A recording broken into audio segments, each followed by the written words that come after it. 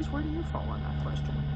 I think we're rapidly getting to a point where we probably have learned as much as we can from primate studies, from deceased donor model use, now, of course, this compassionate use intervention, where if we're going to move forward, I would prefer the FDA authorizing first-in-human clinical trial. Because if we're going to start doing this and actually placing the genetically modified pig kidneys in human beings, I would like to do it in a context where we're doing it systematically. We have selection criteria for who receives the organ, and we're gathering better information about whether it will work.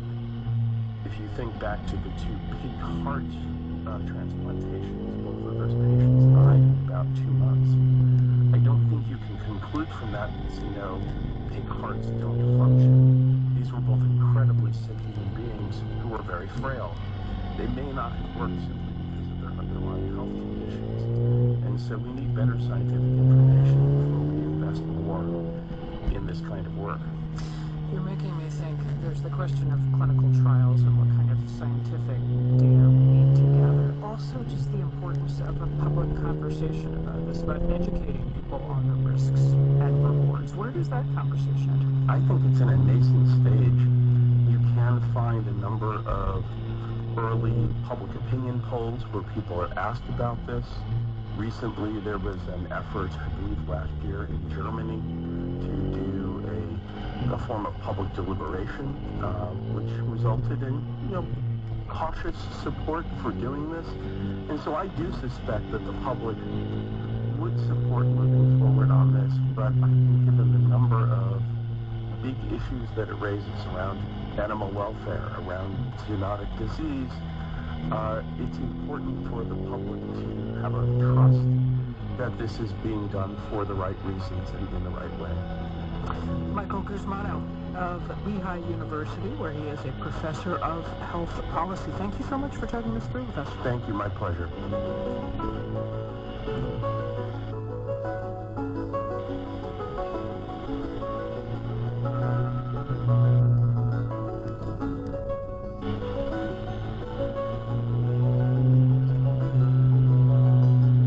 You're listening to All Things Considered from NPR News. Today, workers at a Mercedes plant in Alabama have filed for an election to join the United Auto Workers Union. This is a big deal in a state where anti-union attitudes are strong. Stephen Basaha of the Gulf States Newsroom reports on why some Mercedes workers now say they need a union. This Mercedes factory is practically a small city. It's got roughly 6,000 workers making hundreds of thousands of luxury SUVs each year, some selling for more than $200,000.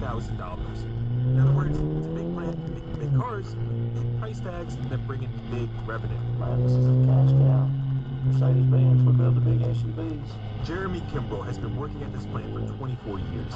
And he says it's time more of that cash goes to workers like him. For that, he says they need a union. No way should a person be paid less money just because the place that they lay their head upon and sleep happens to be on the soil that's called Alabama. That needs to end. Now, this is happening in a state where anti-union attitudes are so strong they're baked into the Alabama Constitution. Voters in 2016 added a right-to-work amendment preventing unions or employers from forcing anyone to join the union and pay dues. Plus, a large reason Mercedes and so many car makers have opened plants in the South in the past few decades is because there are so few unions here. Time and time again, Southern auto workers have handedly voted no in union elections. And it's not many union campaigns well before they even got to a vote.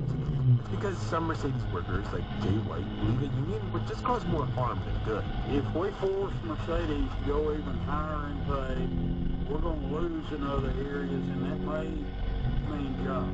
Besides, he says the pay here is actually pretty good, especially compared to the other limited opportunities in West Alabama. They are by far the highest paying employer in this area. But a lot of other workers are not comparing their pay to Alabama jobs. They're comparing their pay to UAW jobs.